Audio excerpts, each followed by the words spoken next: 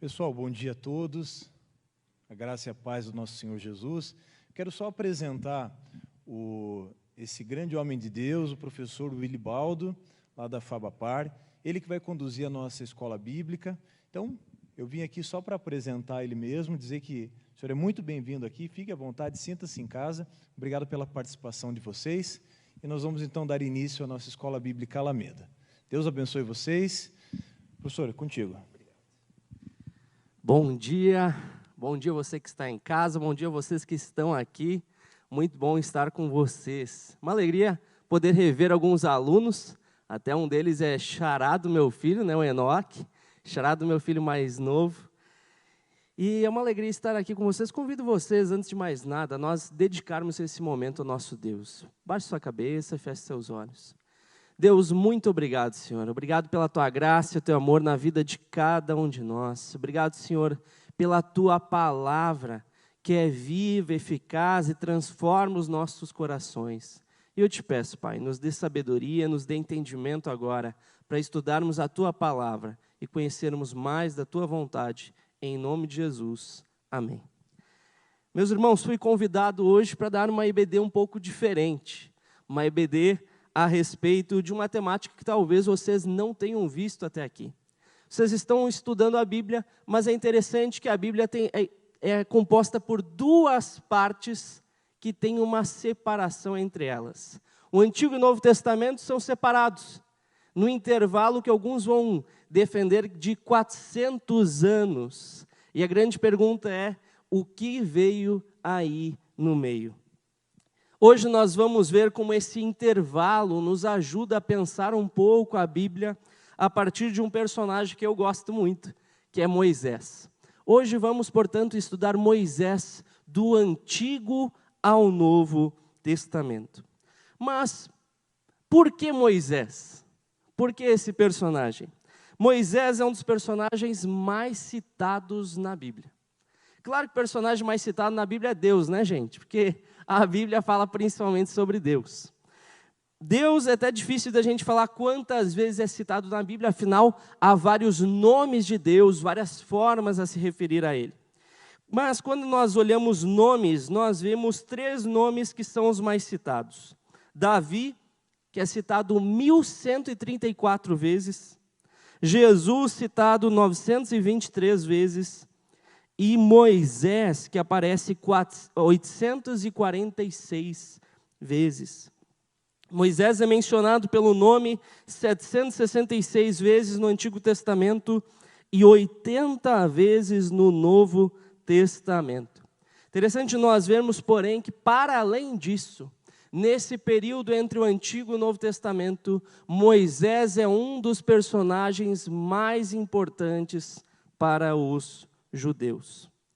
E entre o Antigo e o Novo Testamento, o que acontece então? É esse período que muitos vão defender que é de 400 anos de silêncio profético. Há até um livro do Enéas Tognini chamado O Período Interbíblico, o qual o subtítulo é 400 anos de silêncio profético. Mas, na verdade, nesses 400 anos, muitos livros foram escritos. Livros que nós consideramos apócrifos, pseudepígrafos e também deuterocanônicos para os católicos. Interessante a gente pensar que nesse contexto interbíblico há várias tradições que vão sendo feitas, profecias. Claro, nós não acreditamos nessas profecias, não fazem parte do nosso cânon, mas há profecias que são declaradas e também interpretações de textos bíblicos. Nesse contexto, nós vemos que muitas vezes essas tradições intertestamentárias influenciam ideias que são mantidas por séculos. Um grande exemplo nesse sentido é o livro de 2 Macabeus. Alguém aqui já ouviu falar do livro de 2 Macabeus? Professor, esse negócio é de católico. Veja, antes de ser católico era um livro dos judeus. Um livro escrito em grego que conta uma história, a história da revolta dos Macabeus. Mas por que é interessante a gente pensar? Porque é um dos únicos livros que conta essa história. Outro livro é o de 1 Macabeus. Claro, né, professor? Primeira e segunda parte. Na verdade, não. 1 Macabeus conta a história da revolta dos Macabeus e 2 Macabeus também. Duas histórias paralelas que contam o mesmo evento de perspectivas diferentes. Por que segundo Macabeus é importante? Porque ele dá uma interpretação teológica que é mantida depois. Uma, inclusive, é mantida hoje pelos católicos. A famosa ideia de se fazer coisas pelos mortos. Vocês já pararam para pensar de onde os católicos tiraram isso? De que é possível nós fazermos algo em prol dos mortos? Vem lá de 2 Macabeus. Lá no livro de 2 Macabeus, há a história de Judas Macabeu, líder do exército dos judeus, que oferece um sacrifício em prol dos seus soldados que morreram. Nós não cremos que isso é certo. Os católicos creem. E olhe de onde vem esta ideia. Lá de trás, de antes do Novo Testamento. Muitas ideias que são construídas nesse contexto são, portanto, mantidas. Algumas como ideias teológicas, outras ideias são mantidas até como imagens. Olha essa imagem. O que tem de diferente na cabeça desse Moisés? O que vocês reparam ali, gente? 2, resposta, chifres na cabeça de Moisés. É estranho, não é? Eu acho bem estranho. Olha quantas imagens de Moisés chifrudo. Olha só o exemplo. Essa imagem, por exemplo, é uma imagem medieval. Aquela outra, uma escultura até posterior. Veja, na Idade Média era muito comum representar Moisés com chifres. Muito comum mesmo. A gente estranha. Se eu não avisasse que é Moisés, talvez vocês olhassem essa imagem e achassem que fosse algum demônio, diabo, alguma coisa do tipo, né? Por que Moisés com chifres? Qual a razão dessas representações de Moisés? E veja, são representações que chegam a formar uma verdadeira tradição do Moisés chifrudo. Uma tradição. De onde vem isso? De uma interpretação de um texto bíblico.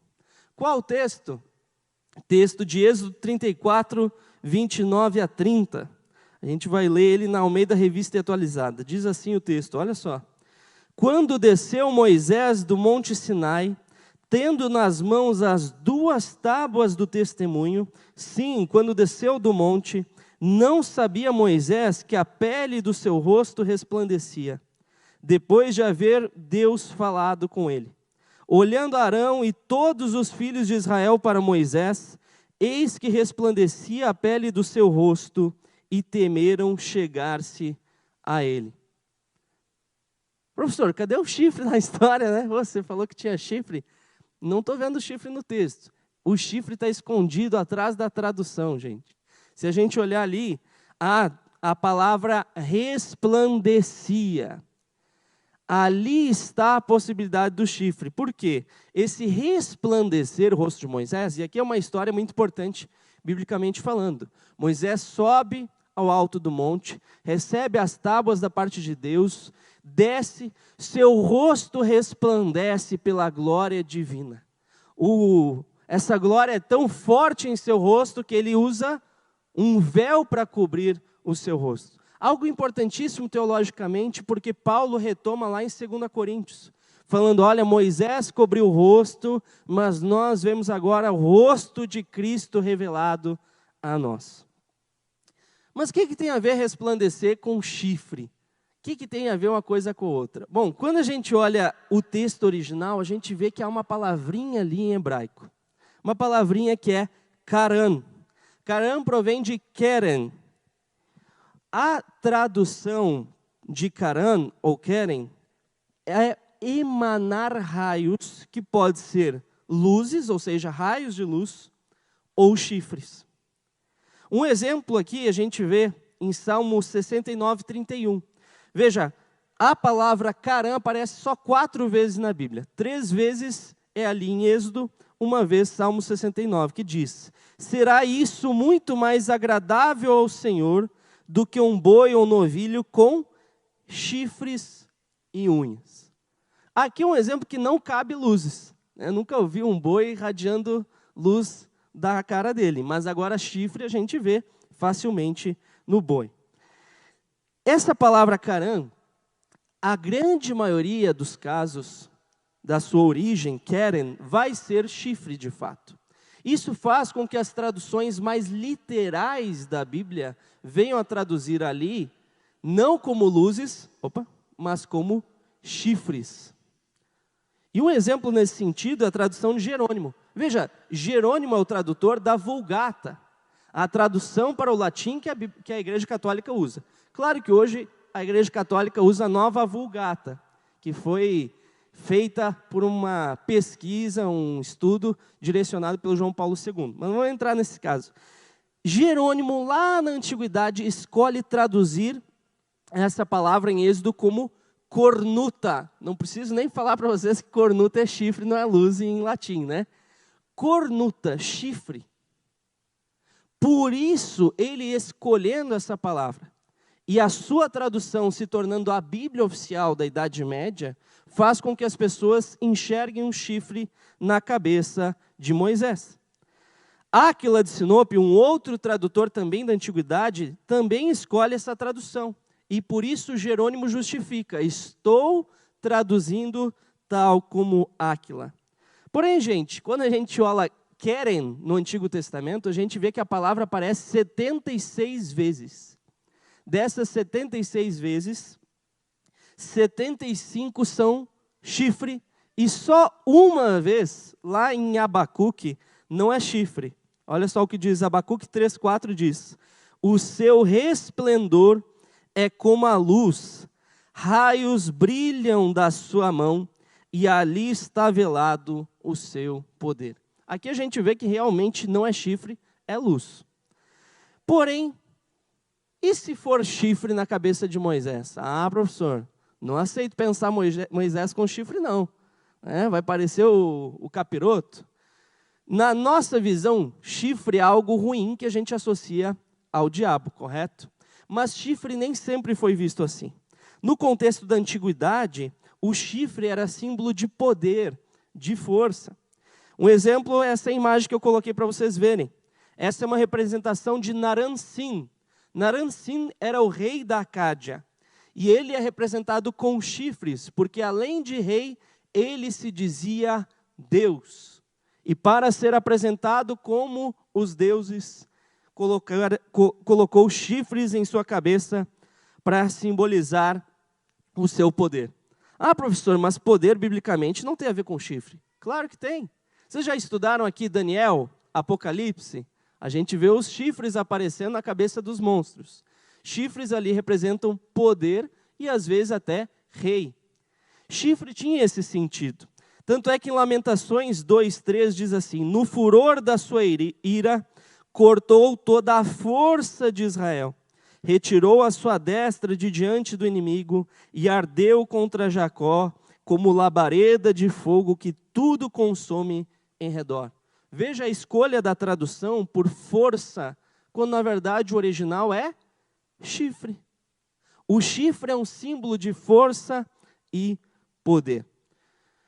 Mas, professor, chifre na cabeça de Moisés, por que Deus ia colocar chifre na cabeça de Moisés? Veja, entendam, não estou dizendo que Moisés tinha chifres, mas estou dizendo que algumas pessoas ao longo da história interpretaram dessa forma. E entre o Antigo e o Novo Testamento houveram pessoas que decidiram interpretar assim. E quando veio a pergunta, mas por que chifre? Eles deram uma resposta. Até hoje existe, no meio judaico, a tradição que crê no seguinte, que quando Moisés subiu para encontrar a Deus, ele teria subido para receber as tábuas e os anjos não queriam que ele recebesse. Os anjos questionam a Deus, mas Deus, a humanidade não é digna.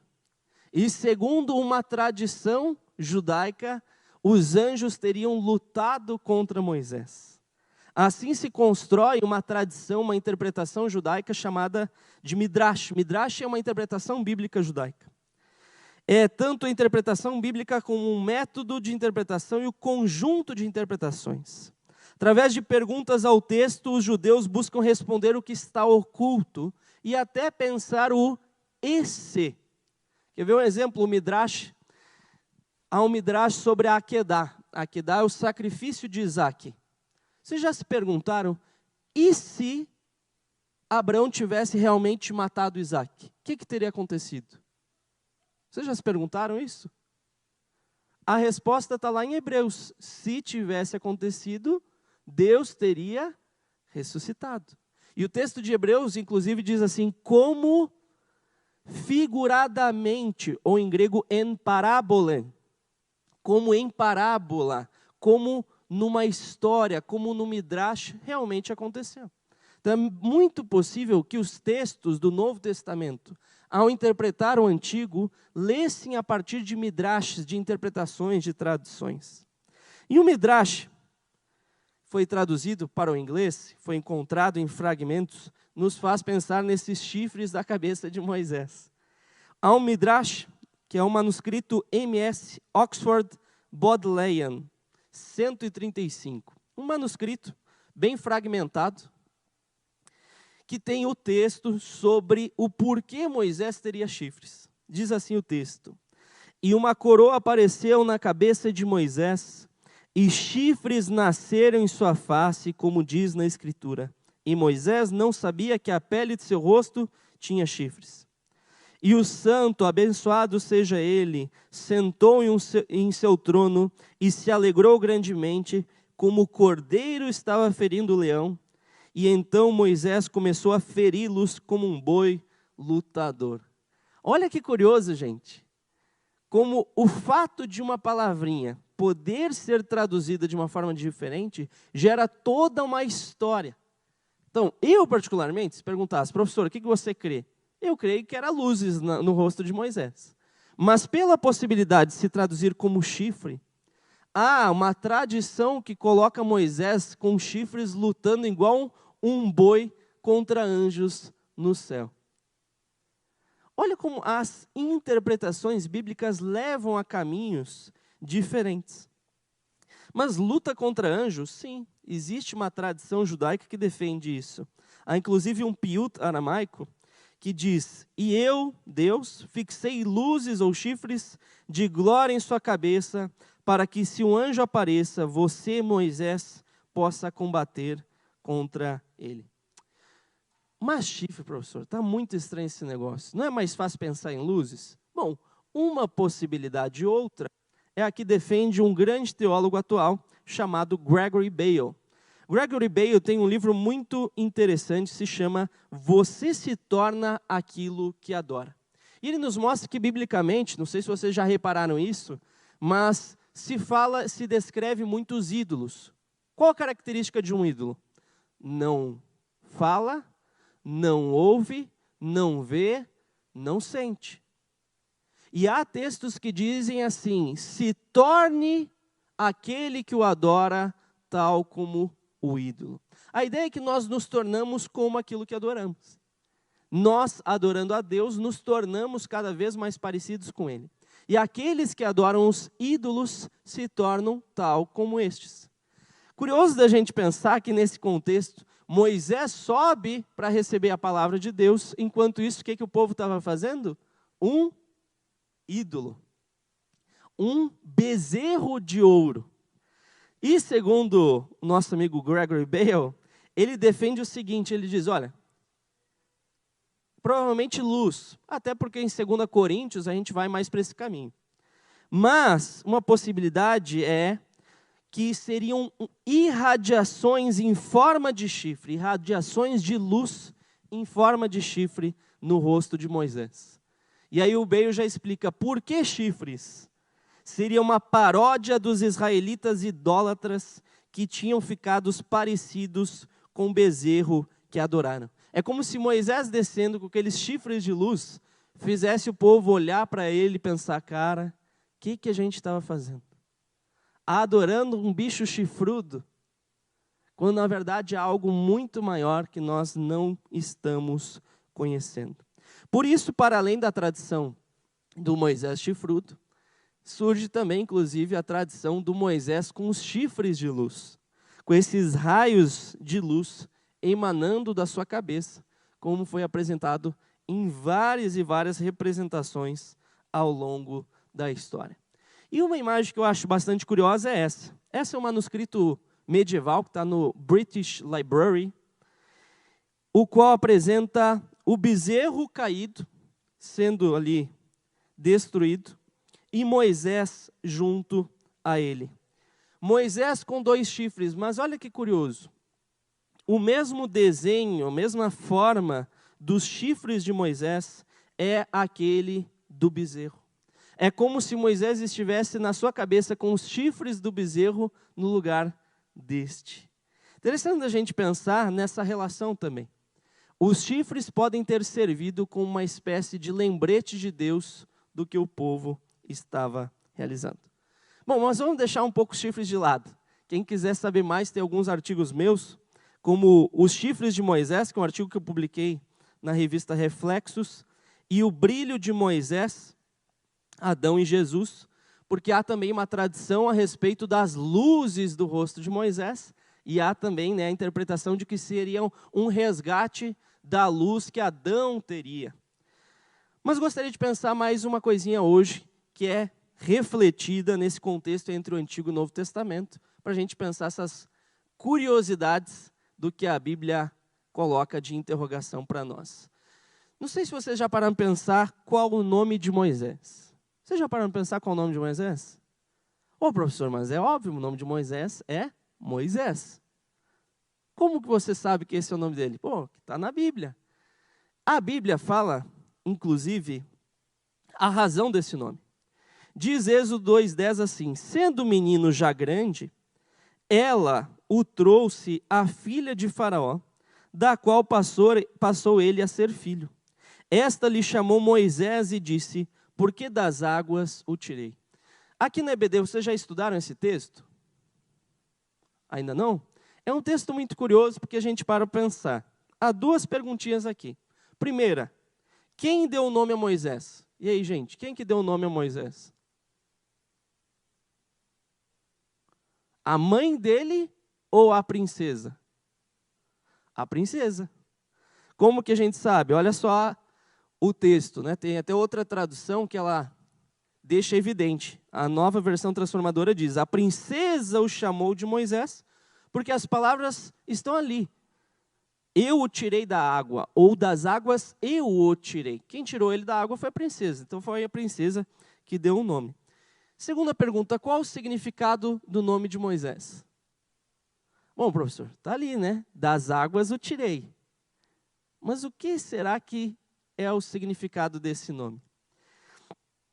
A interpretação mais recorrente diz que o nome de Moisés, Moshe, em hebraico, pode ser derivado do verbo hebraico machá, que é um verbo com as mesmas palavras, mesmas consoantes, mesmas letras, né, mesmas consoantes.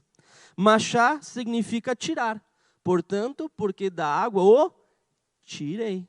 Já que eu tirei, Moshe, porque eu machá ele, né? Mas vem aí uma perguntinha para a gente pensar. Por que ela, sendo uma princesa do Egito, escolheria um nome hebreu para o seu filho? Faz sentido isso? Vamos parar para pensar. Talvez tenha uma resposta aí para a gente pensar. Há 3 coisinhas que a gente precisa pensar a respeito disso. A primeira, quem indicou foi o famoso psicanalista Sigmund Freud. No seu livro O Homem, Moisés e a Religião Monoteísta. Veja, não é um livro que eu incentivo. O Freud era um ótimo psicólogo. Agora, quando ele se metia em religião, história, antropologia, ele era bem fraquinho. Só que ele diz algo que é interessante. Ele diz, seria absurdo atribuir a uma princesa egípcia conhecimento de etimologia hebraica.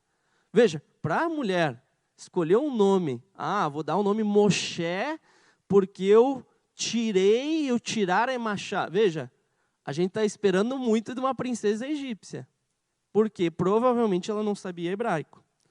Por que ela provavelmente não sabia hebraico? Por que ela ia saber a língua dos escravos? Vocês já viram um senhor de escravos que aprende a língua desses ao invés de ser o contrário? É o escravo que tem que aprender a língua do senhor. Terceiro lugar, era costume que os príncipes egípcios recebessem um nome associado a algum Deus. Então vem a pergunta, será que Moisés é o nome de fato dele? Há uma teoria, que é apresentada inclusive pelo professor Antônio Renato Gusto, no seu livro Pentateuco, no qual o nome de Moisés seria uma parte de um nome. Quando nós olhamos alguns nomes de príncipes egípcios, a gente vê que há um detalhe.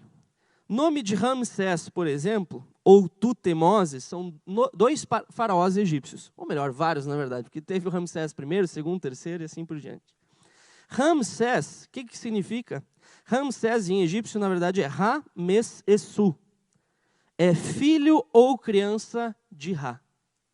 Tutemoses, que é uma tradução, na verdade é Tot-Mes-Essu.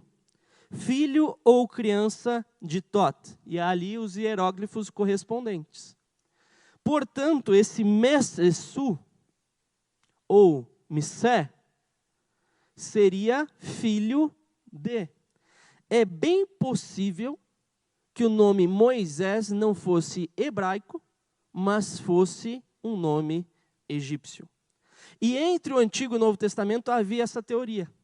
Dois autores judeus desse contexto, Flávio Joséfo e Filo de Alexandria, defendem que Moisés era um nome egípcio. Tento até dizer que é por causa da palavra água, porque da água o tirei. Água no antigo egípcio era mu. Então, Moshe viria de mu, que é água. Mas, igual os estudiosos dizem, mu e Moshe está bem diferente, não é tão próximo assim. O mais provável, quando a gente olha, é que talvez fosse realmente um nome incompleto. Talvez o nome dele fosse algo como Rap-Moshe.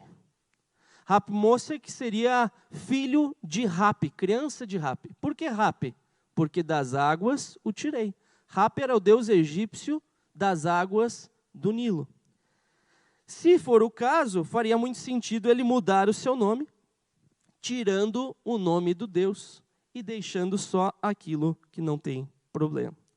Outra possibilidade, agora, se esse era realmente o nome egípcio, vamos pensar, vamos supor, junto com eles, se Moisés é um nome egípcio, será que ele não tinha um nome hebraico também?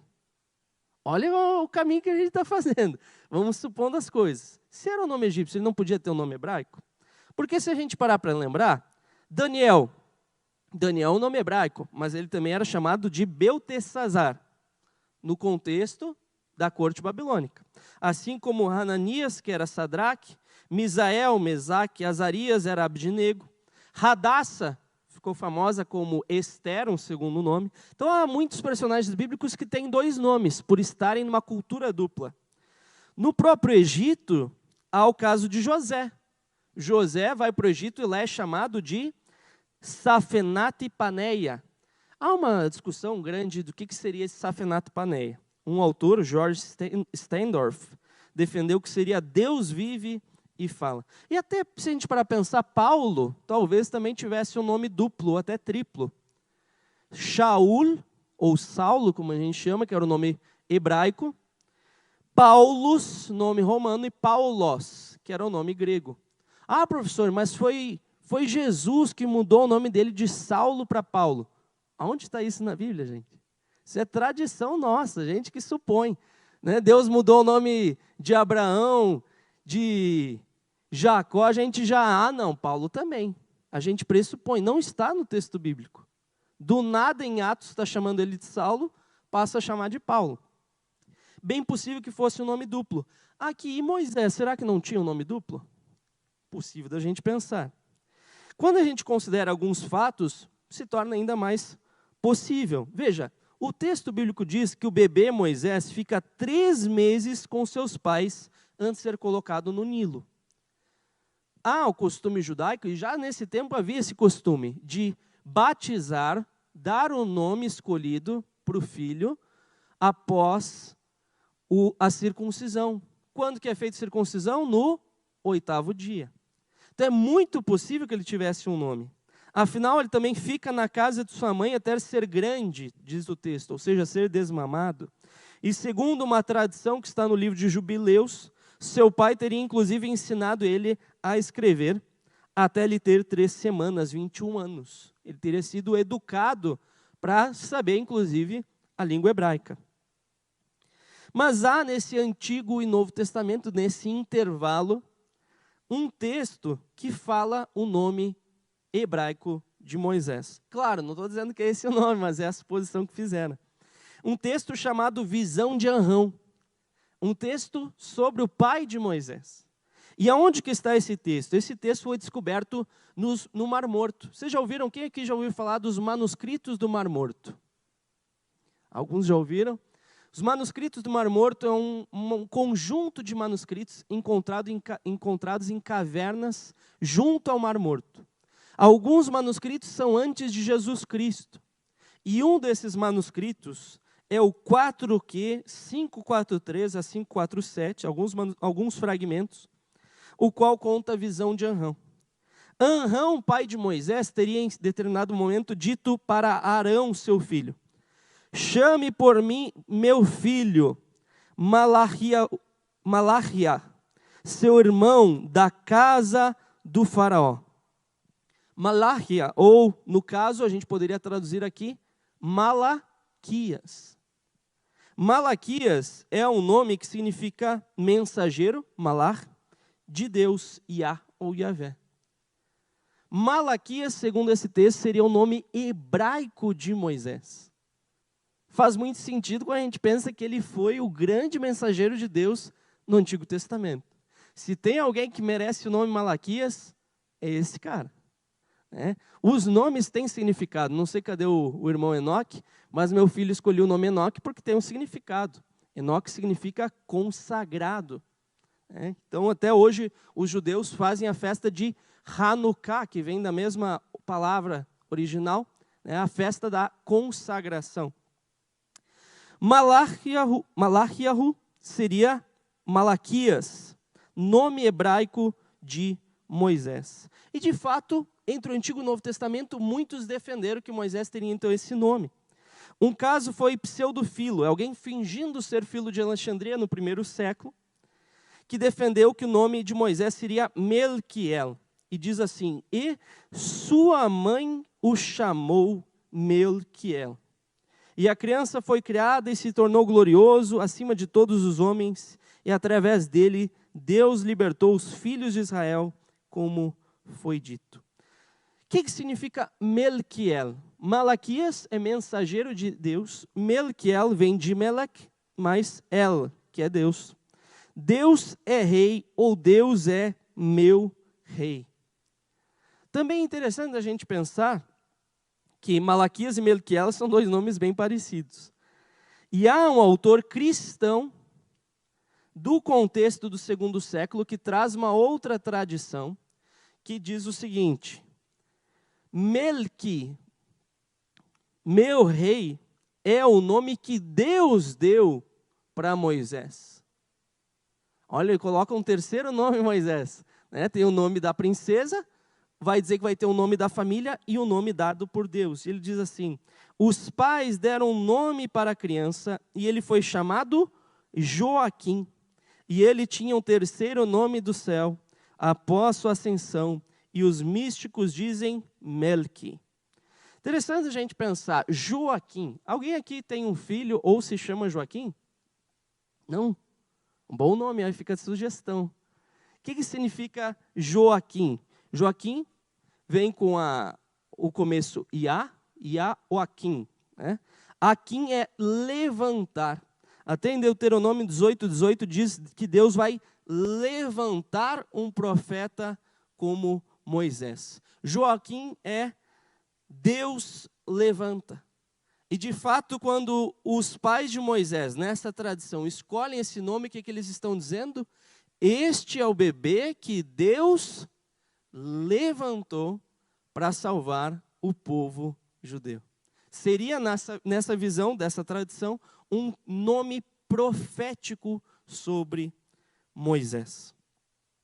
Um último texto para a gente pensar é já no contexto da Idade Média. Veja, essas tradições sendo feitas fazem com que ao longo do tempo se repitam E há lá na Idade Média a ideia de que o nome Melquias seria o nome de Moisés dado pelos seus pais. Melquias, Deus ou Yah, é rei.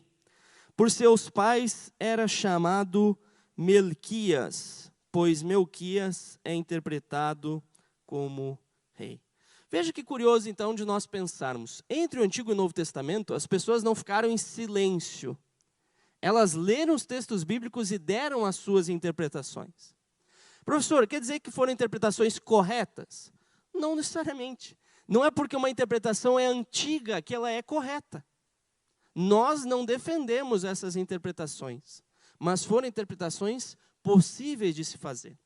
E mostram como é importante de nós conhecermos o texto com profundidade, inclusive nas línguas originais. Sabe por que é importante? Agora eu vou terminar com um exemplo de uma tradução possível da gente fazer. Quando nós não estudamos a Bíblia com o conhecimento das línguas originais, a gente às vezes fica refém de erros interpretativos.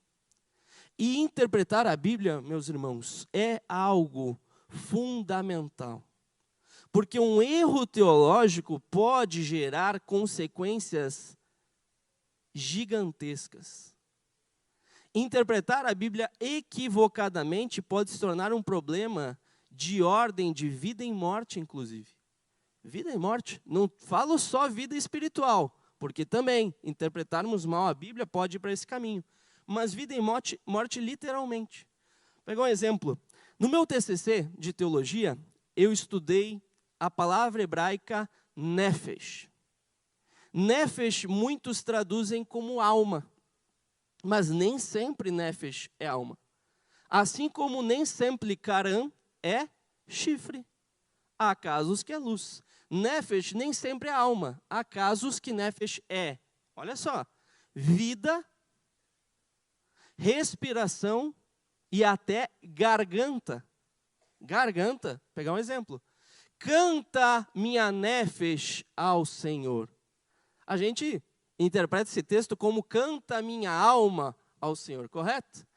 Literalmente está ali, canta minha garganta ao Senhor. Eu devo vocalizar, eu devo expressar a minha adoração a Deus.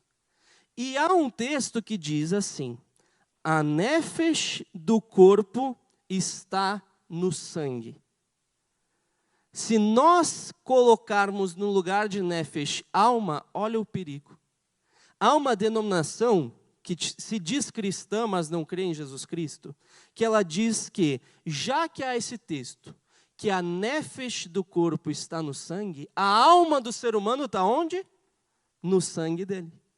É uma denominação que proíbe a transfusão de sangue.